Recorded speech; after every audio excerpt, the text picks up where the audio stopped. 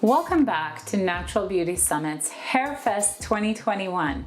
I'm Salome Sallehy, founder of Sugar Wax, and I love a good love story. Today's guest is a pretty remarkable person who has followed her heart all the way to the Amazon rainforest. Ayers and her partner Fabienne fell in love in a salon chair in New York City, and then proceeded to create a company that not only creates clean hair products, but is also working to revive and restore an ancient and almost lost art in the Amazon forest, all while also preserving acres upon acres of this essential life source for the planet. No big deal. She is literally saving the world with her brand Rahua, which is named after a seed that grows in abundance in certain parts of the Amazon, the Rahua seed. Anna and Fabienne have done a very rare thing. They've created a business that deeply benefits every single link in the chain, from the communities in the Amazon that are harvesting these seeds to the customers who use them in their hair. Everyone wins. I'm delighted to share our chat with you, so stay tuned for a beautiful story.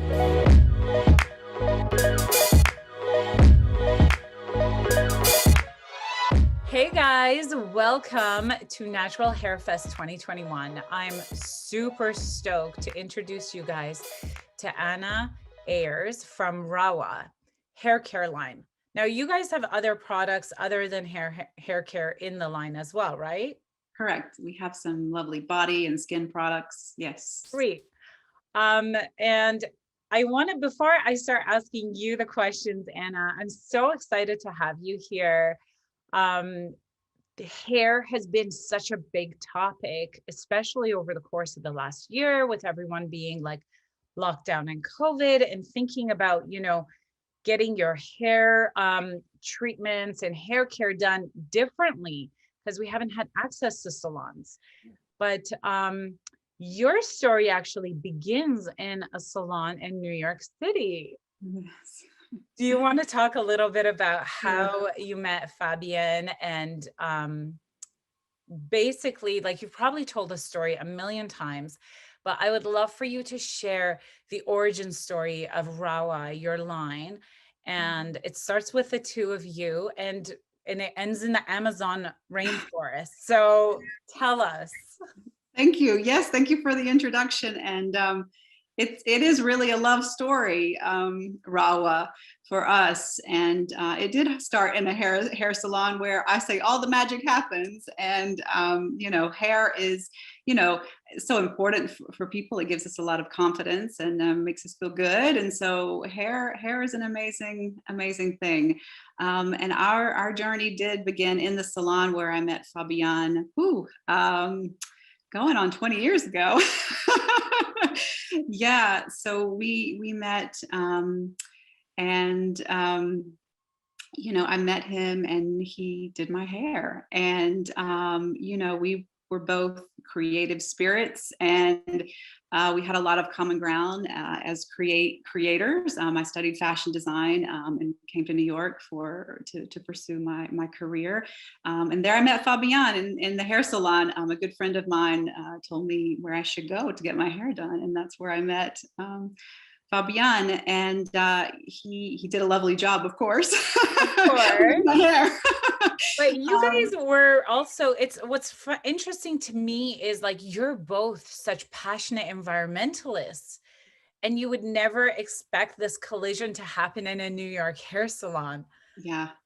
Well, it's wild because, Fabienne, it was after September 11th that I met him, and he was really looking to do something, I guess, bigger at the time, and doing something to give back. And so he started traveling more to his native country, Ecuador, and started, closing shop and going there, and, eventually made his way to the Amazon, where he saw the people there didn't have basic information about their human rights, their ancestral land rights. So he started bringing information to them, and started doing environmental work just very organically, from his heart, just doing this travel, going, taking clothes, taking, donations, whatever he could do to help. And on these trips, he learned about all of the amazing lifestyle that they have there, and eventually learned about Rahua oil, because I tell him hair follows you. But he one day was walking by one of the huts, their homes. He saw the women there. They have beautiful hair down past their knees. It's just amazing and gorgeous. And they were applying an oil to their hair, and kind of with this handmade comb that they use. They were brushing their hair. And he's a very curious guy. And he asked them, what is this? And they went on to tell him about Rahua, and the many benefits of this Rahua oil, and how even it can help repair the braids inside of the hair. And they just have this amazing knowledge of plants and hair. And so this intrigued Fabian, and he purchased some Rahua oil from them and brought it back to his salon at the time. And eventually did some trials with some clients, and saw how the hair improved in an amazing way. The oil helps fill in the porosity of the hair, and it builds it up and makes it whole again. It makes it feel stronger. And I remember the first time I was able to use Rahua oil. First, I was a little hesitant. I'm like, oil for the hair. This was back in the day where you're like, oil is going to be too heavy for the hair. But after I used it, I felt my hair bulk up and feel like thicker, like there was more of it to the touch. And then after using it over time, the hair just became complete.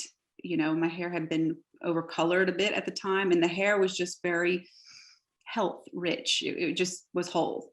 So it's powerful. And we continue to see, and he continued to see hair being rejuvenated and restored, and the color balancing out. And so he knew that this was something pretty amazing and pretty powerful.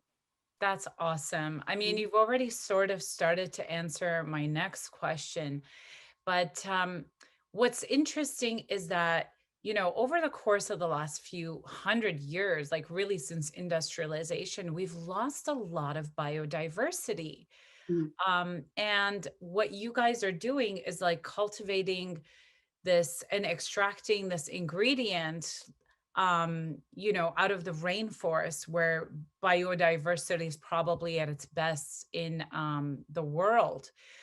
So I'd love to ask you, like, what was the draw? I mean, you kind of touched on it with Fabian, but for you, like, what was the draw to the Amazon, and how did your environmental background kind of tie into that?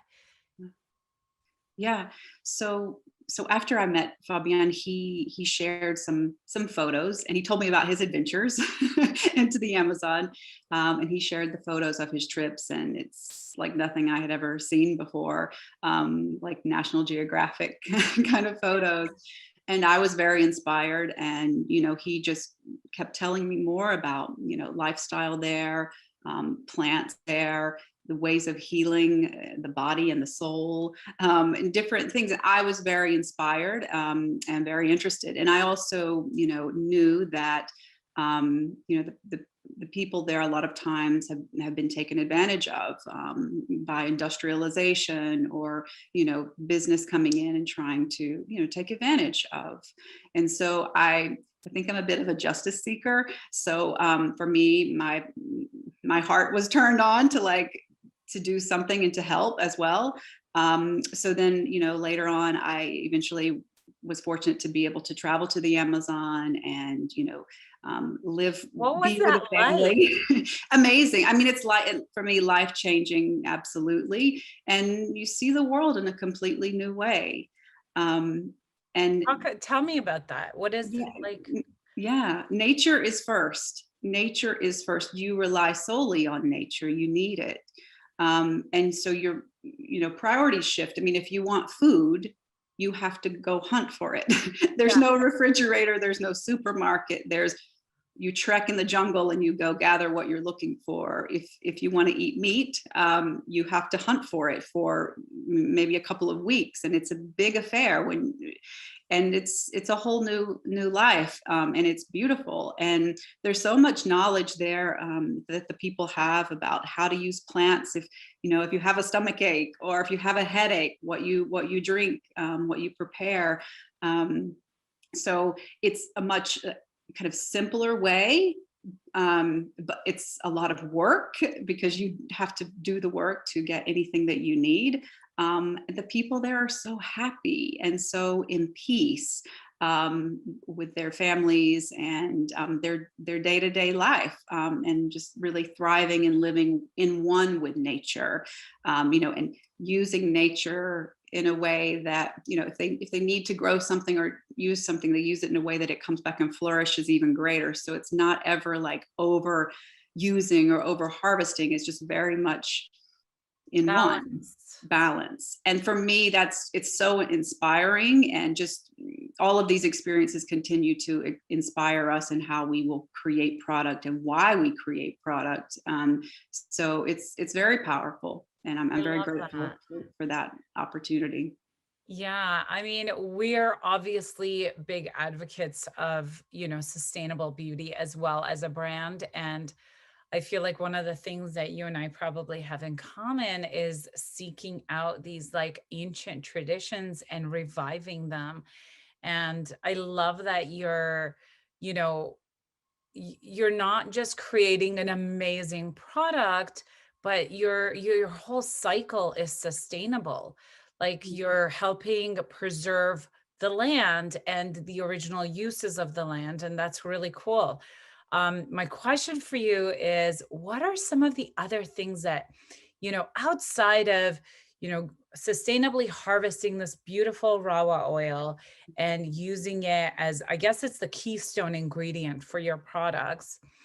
What are some of the other sustainable environmental practices that you guys have that you can share? I'd love to just highlight that a little, because I think not when you pick up a product from a store, you don't necessarily know everything that's behind it and what the people behind the brand are doing to make the world better. And you guys are just doing such an incredible thing. I'd love to get some insight. Thank you. Yeah. Well, I mean, for us, we're environmentalists first, so we're always looking for how do we do that? How do we continue to do that? How do we do that better? Look for the best solutions. And the amazing part with Rawa is when we first started, it was just a small group of women that were still making Rawa oil, the elders in the community. And the women make Rawa oil. It's part of the ceremonial process.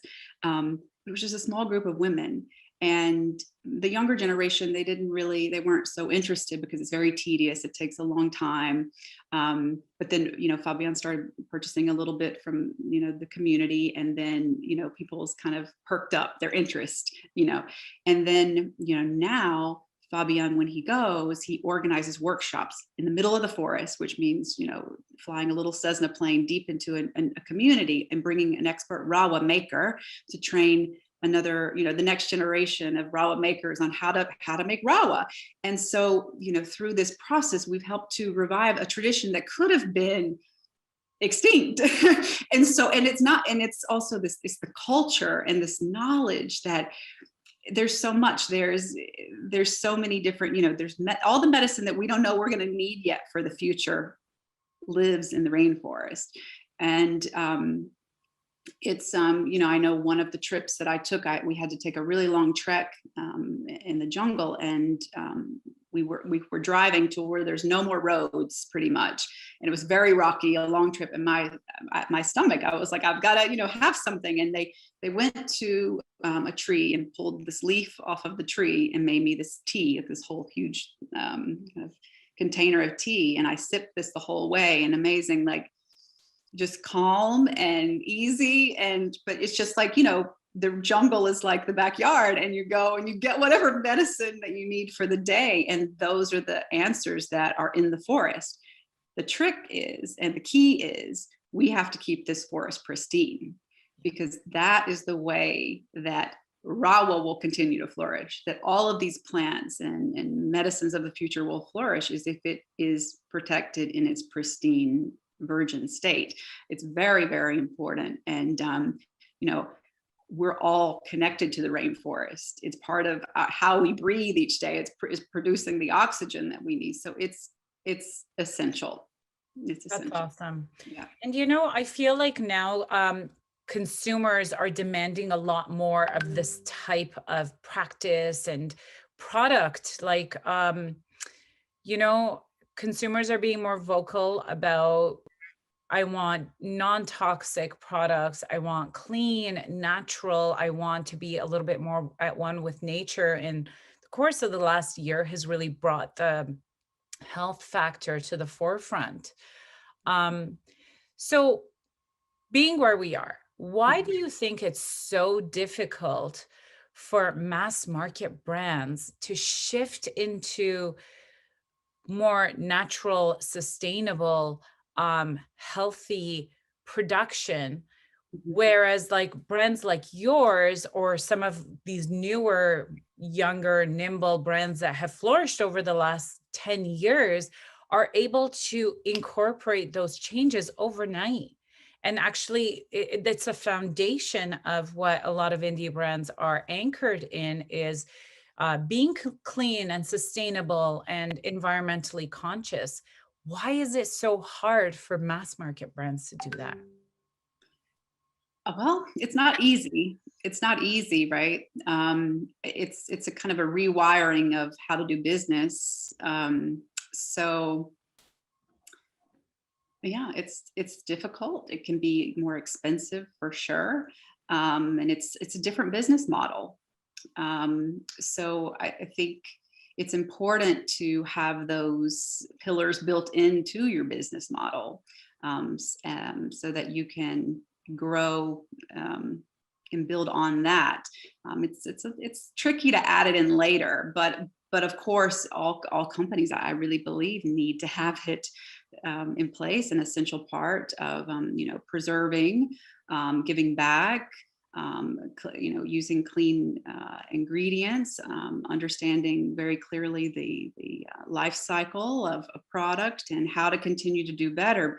For us, since the beginning, it's been about lifting the standards and really changing industry. And consumers, we have to do the best because the consumer is everything, and we want to keep lifting the standards and doing the best.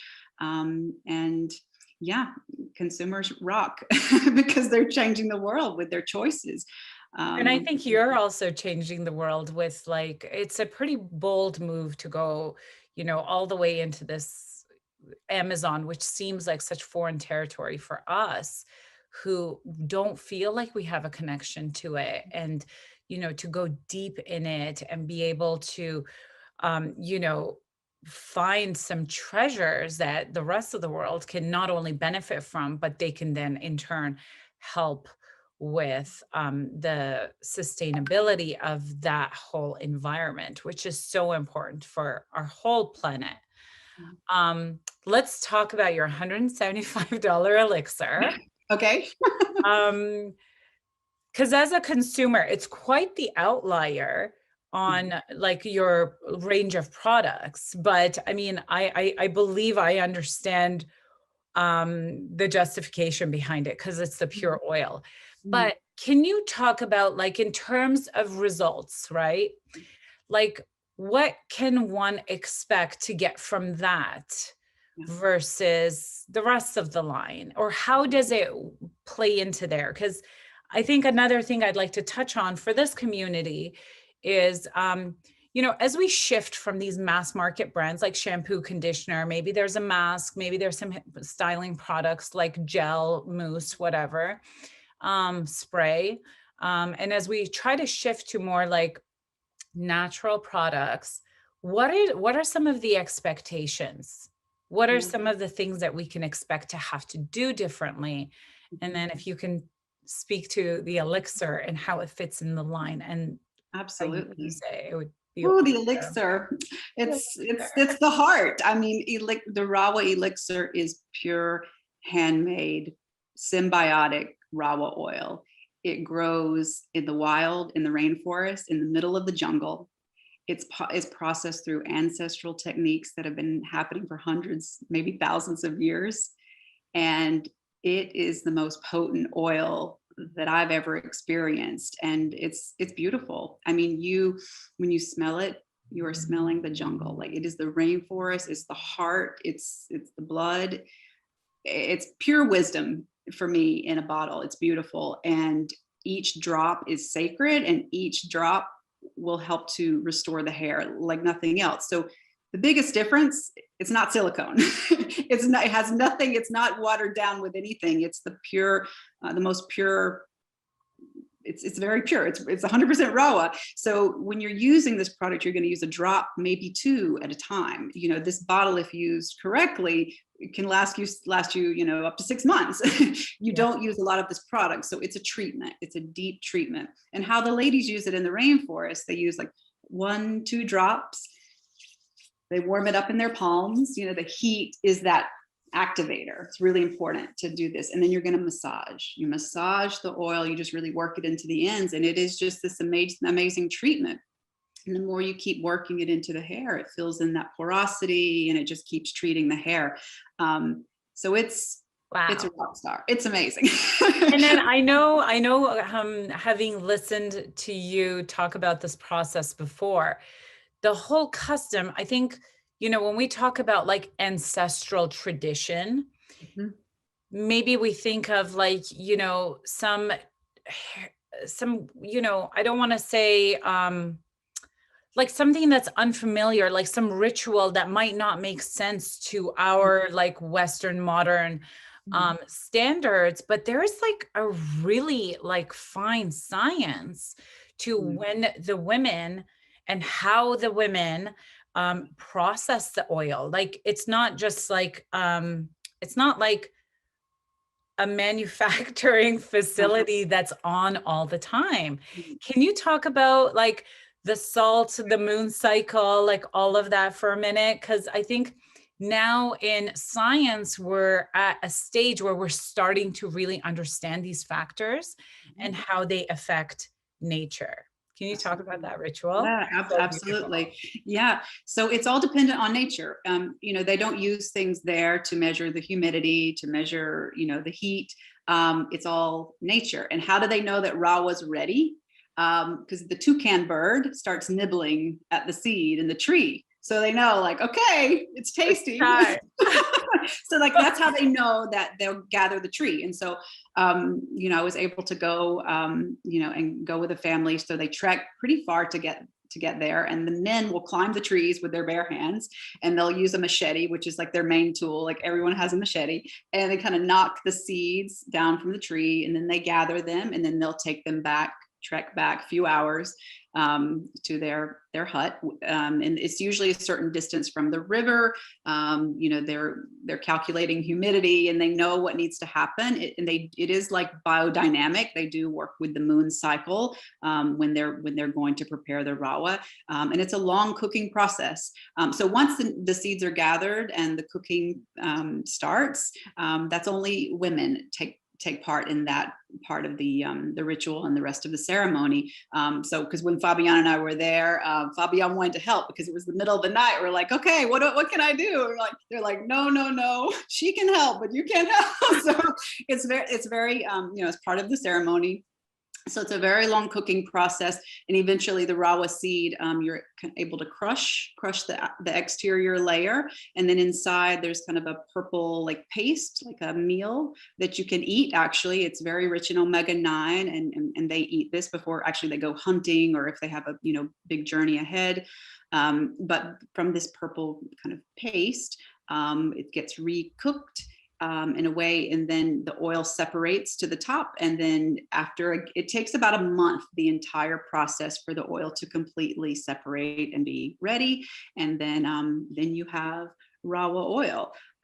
There's a lot of different protocols that they do. They don't ingest salt before the process. They fast before they begin. And the women, they do a lot of tribal makeup, where it's part of their rituals, and has different meanings and purpose. And it's a beautiful ceremony, and an amazing potent oil is the result, with a very fine molecular weight that is able to help fill in the porosity of the hair and make the hair strong and healthy. So yeah. What I love about that is how mindful every step in the process is, and how intentional it is. And I think when we look at products on the shelf, we don't necessarily think about that behind it. We've kind of been conditioned to see, a huge metal factory and all these machines working to mass produce these products. And I usually don't talk about specific products in interviews, but I think it was really important to illustrate what goes behind this one $175 bottle. I think depending on how you use it, it could last even longer than 6 months, but it's not just an oil for your hair. You're now part of a heritage. Yeah. I love what you're doing, obviously. And is there anything that, just kind of as a final closeout question, is there anything that, our audience can do today that will help you in your cause? I mean, obviously, other than supporting your brand, but the rainforest is such a important part of our planet. And is there anything else that you would suggest, whether it's something that you practice on a day-to-day, or something that I don't know, you're the expert. I haven't been to the Amazon yet. Well, we're going to take you there with Rahua, because that's the idea. Actually, when you're using the product, it's an escape. So you feel like you're there. I always say you can feel like you're showering under a waterfall, because people just, they take a bath in the waterfall, and it's awesome. But what can our customers do? What can the world do? I mean, we've made it as simple as purchasing a bottle of Rahua, because now actually when you purchase a bottle of Rahua, 1 acre of rainforest is preserved annually. Because the way that we've worked, and the way that we're working with the communities now, we're helping them to obtain the title property to their land rights through legal documentation. So they now have this as a tool to continue preserving their lands for the future.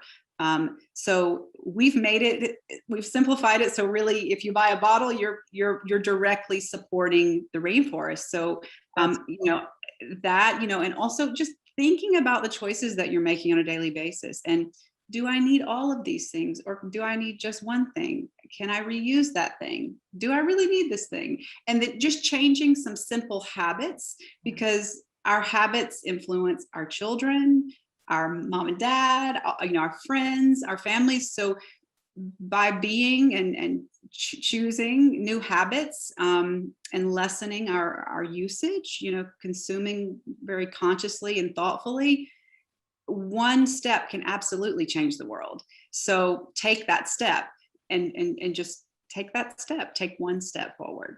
That's awesome. That's the perfect note to end on. Where can people find you? I mean, Rahua, we're going to include all the social links as well as the website in the show notes. But any other place that you want to direct people to, that they can connect more directly with the brand?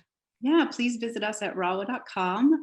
And we, come to Rahua Beauty on Instagram, and stay tuned. We do have a big launch coming for Earth Day, and I hope everyone will tune in for that. So happy Earth Month, everybody, and stay tuned. Thank you. Happy Earth Month, guys. Well, there you have it. Thank you so much for being a part of our conversation and shedding light on this beautiful process that you've created.